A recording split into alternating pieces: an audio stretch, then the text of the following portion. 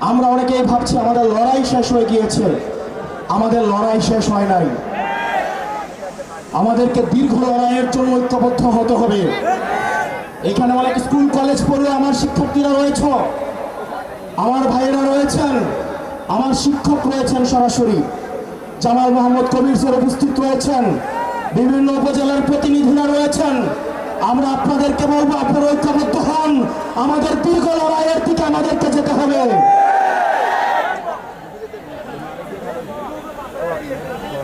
প্রিয় কুমিল্লাবাসী, আমাদের এই রাস্তাটা অবশ্যই 4 লেন করতে হবে। আপনারা যদি ক্যান্টনমেন্ট থেকে চিটাগং সিলেটের দিকে এই রাস্তাটা গিয়েছে, সেই রাস্তাটা যদি দেখেন, 2টা বাস একটাকে এক্সিট করতে পারে না।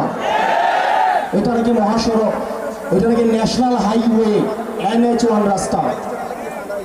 কুমিল্লাকে যেভাবে রাষ্ট্রীয়ভাবে বঞ্চিত করা হয়েছে, এই ক্লাসিক এক্সাম্পল বাংলাদেশের আর কোন জেলার প্রতি খুঁজে পাওয়া যাবে না।